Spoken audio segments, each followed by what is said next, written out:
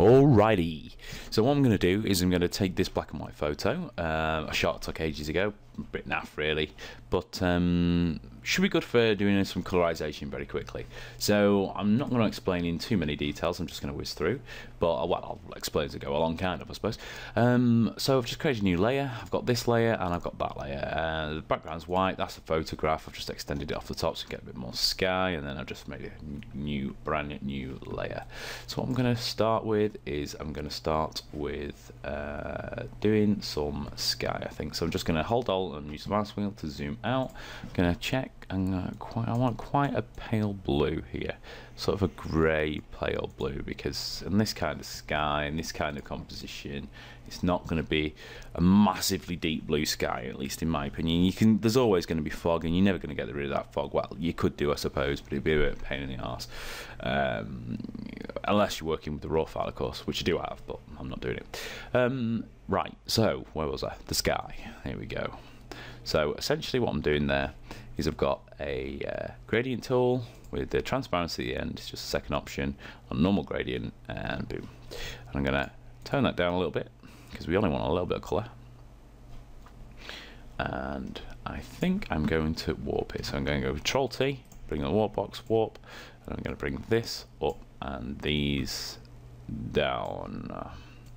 And the reason I'm going to do that is you've got lens curvature, but also slight curvature to the sky, and just make it a touch more realistic with some darkness coming in and a kind of halo of light in the middle, just a little bit more. So I'm going to go another new layer now, just above the blue. In fact, we'll put it below the blue. Let's go wild.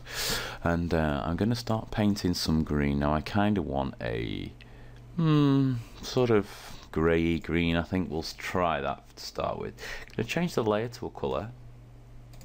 So it's just, this is the layer, and there are all the different types of layer you can have.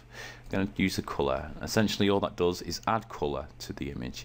Now the problem with colour layers is they tend to be very, very oversaturated if you just whack colour into them.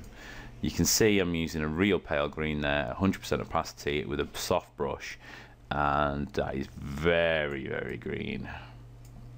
But all I'm doing is I'm just clicking, painting it on really roughly.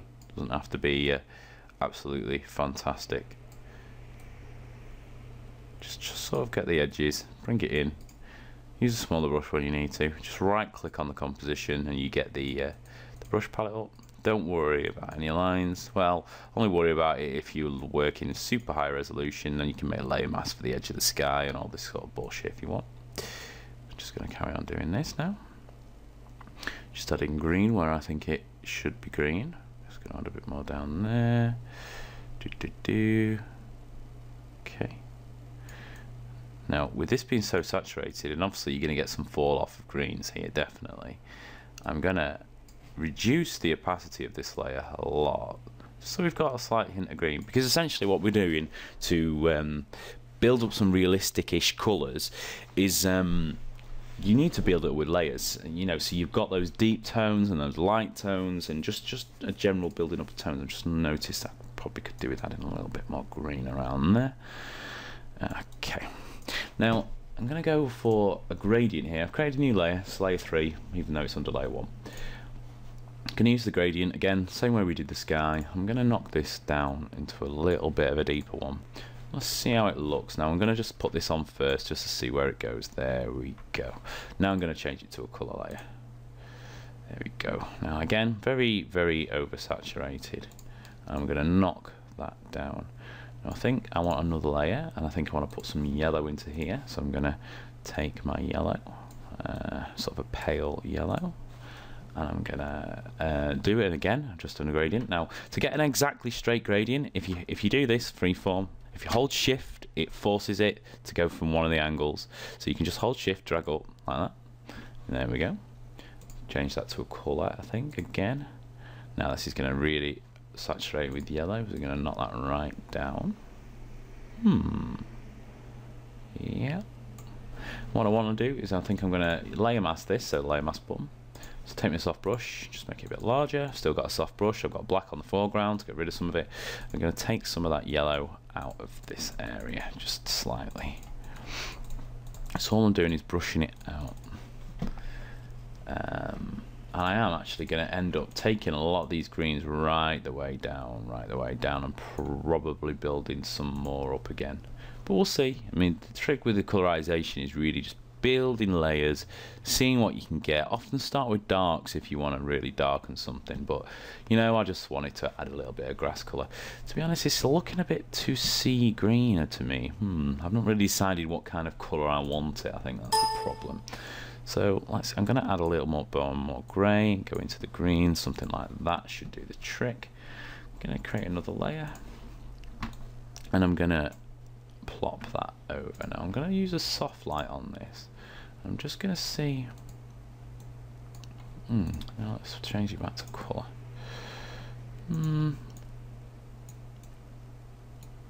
See, sometimes you've just got to have a little play. Now that isn't making enough difference for me, my taste at the moment. So let's try slightly deeper green. Let's go right down here. It seems the deeper the greens. Whoa, I know why that isn't. Oh, I'm an idiot. There we go. It's because the opacity was really low, and there we go, that's a bit better. Finally getting some green there.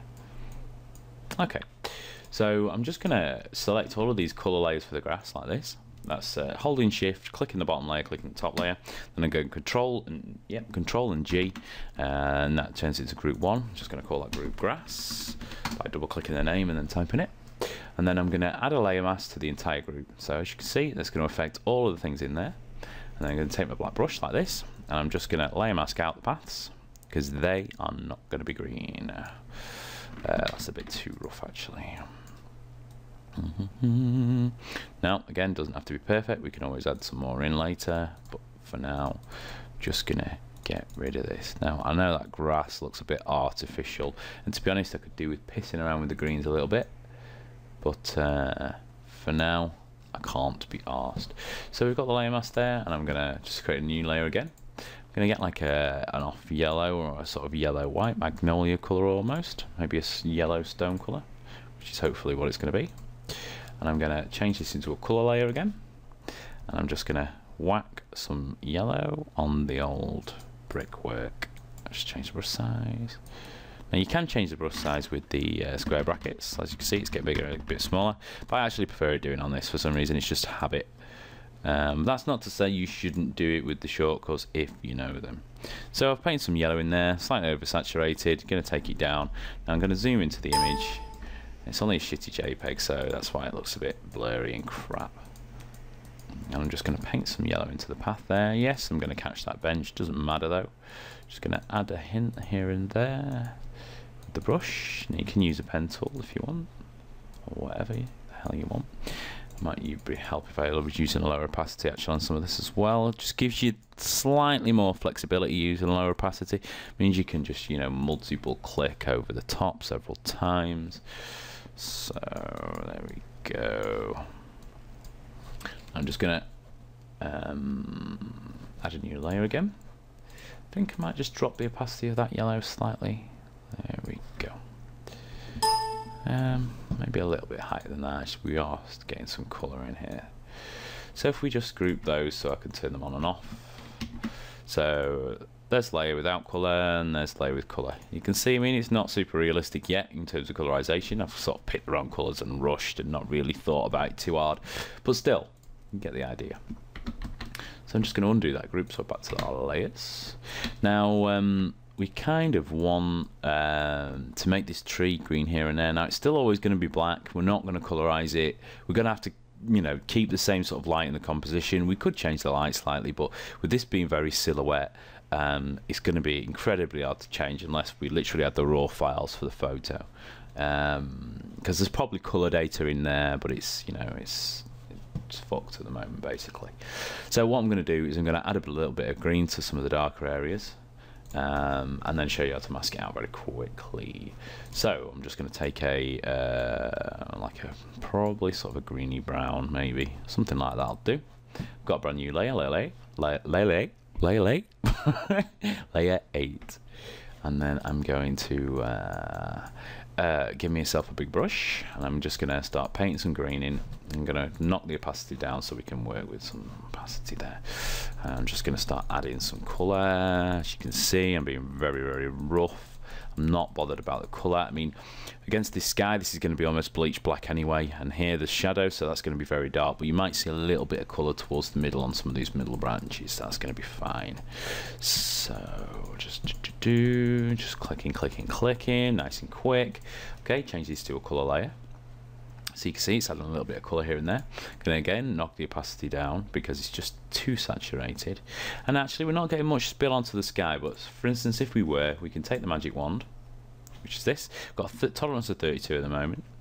In fact, it's even better, click on your original photo, go select colour range, select the white, or the white is part of the sky. And it'd be better if you turn these other layers off really, but I'm not bothered at the moment. Change the fuzziness, so if I put it on 0, it's literally only picking up the pixels I clicked on with the dropper. If you put it on fuzziness, it starts doing a range from the pixel you selected to sort of a grayscale range technically. So if we brought it all out, you can see that some of the hills are getting affected and stuff, but on about there, that'll do. And this will give us, there you go, you can see a selection, continuous selection, get inside some of the branches. It will do for a layer mask on number 8 because it's a really rough scribble. So essentially I'm gonna go layer mask, reveal all, because I don't want this area revealed, I want it hidden, and I didn't create a layer mask before. So then what I'm going to do is hold Alt and hit backspace, and that's going to fill it with black because my foreground colour is black. And essentially what that's done is that's hiding everything in there that we don't want from those brush strokes. So you can see that you don't really get any bleed on the sky. So I think what I might do actually is a maybe re-add some more to the sky. It doesn't look super realistic or anything, but it gives you somewhere to start from certainly, and you can see essentially what the what a color layer does. Now once we've got some basic colors in here, if we want, we can hit the old adjustment layers button. I might just stick curves in there. I'm going to stick a color balance in there. Where the hell is it? There it is. So I've got my color balance properties right here. Let's ignore the curves for now. My midtones, well, I can say, well, the sky's blue, and the grass is a little bit tepid in color. I could add a bit of blue. I could even play and add a little bit of red, or add a bit of more cyan or whatever. Go for the magenta, make it more blue. So what you can do is you can set these colors up, and as long as you've got general accurate colorization, then you can start pissing around. I'm going to go in the highlights, and I'm going to add a little bit more blue in the old highlights, and I think in the shadows I'm going to add maybe a touch more red, a little more green, and a tiny bit more yellow.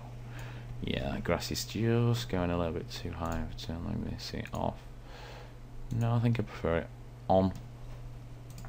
Let's have a look at the curves, and you know, you can piss around with this all you like. It's not going to be the right thing for what we want now. I don't even realise why I put a curves layer in there. Yeah, that'll do. But it gives you a good idea of essentially what the colour layer does, and how to use it. Just remember that it is always very oversaturated, and you often have to put the opacity down unless you're using very light colours, and even then it can be very oversaturated.